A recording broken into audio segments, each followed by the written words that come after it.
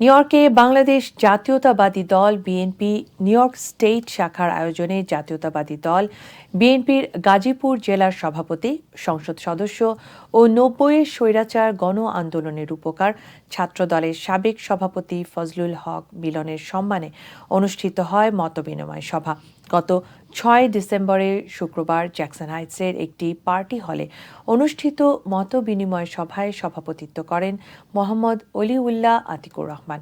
অনুষ্ঠান সঞ্চালনা করেন সাইদুর রহমান সাইদ।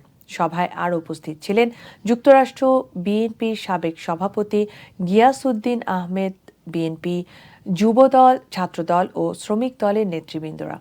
গিয়াস আহমেদ বলেন, ৫ আগস্ট গণ আন্দোলনের সাথে একাত্মতা প্রকাশ করে বিগত সকল সময় সকল আন্দোলনে প্রবাসীরা শরিক ছিলেন। এবার যদি বিএনপি ক্ষমতায় আসে তাহলে সংসদে ১০% আসন প্রবাসী হিসেবে দাবি করবেন তারা। অন্তর্বর্তীকালীন সরকারের উপদেষ্টাদের উদ্দেশ্যে করে ফজলুল হক মিলন বলেন, গণতন্ত্র ও ভোটাধিকারের জন্য ১৫ বছর আন্দোলন করেছেন। সেই আন্দোলনের ফসলই এই অন্তর্বর্তীকালীন সরকার। তাই এই আন্দোলনের সুফল কোনোভাবেই বৃথা হতে দেয়া যাবে না।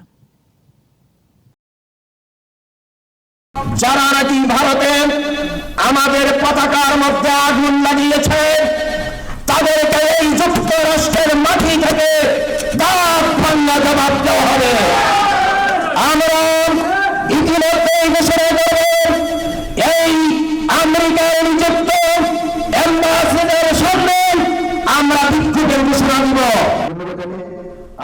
শেখ হাসিনা জানেন সুষ্ঠু নির্বাচন হলে সে 10টি আসন পাবে না।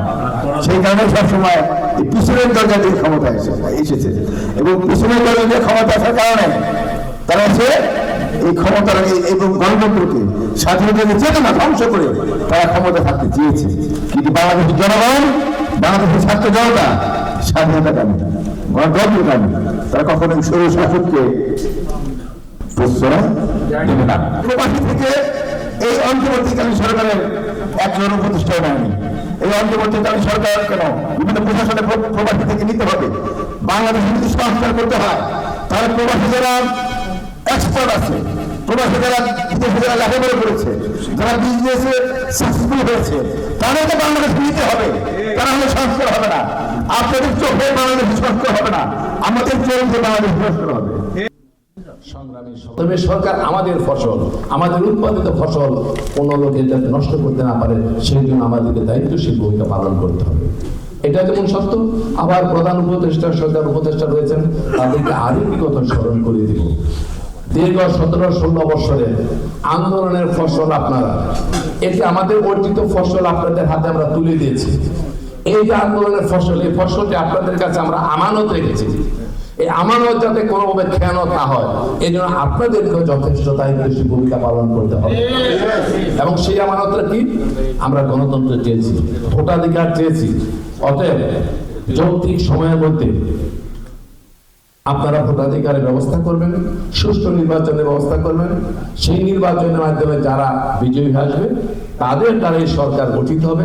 এটা আমাদের ভারতের চেয়ারম্যান বহুবার বলেছেন, শুধু তাই বলেননি, যারা আন্দোলন সংগ্রামে রয়েছে এই অবৈধ খুনি হাসিনার বিরুদ্ধে, তাদের পক্ষ থেকেও আমরা প্রতিনিধি নিয়ে সেইখানে আমরা সরকার গঠন করব।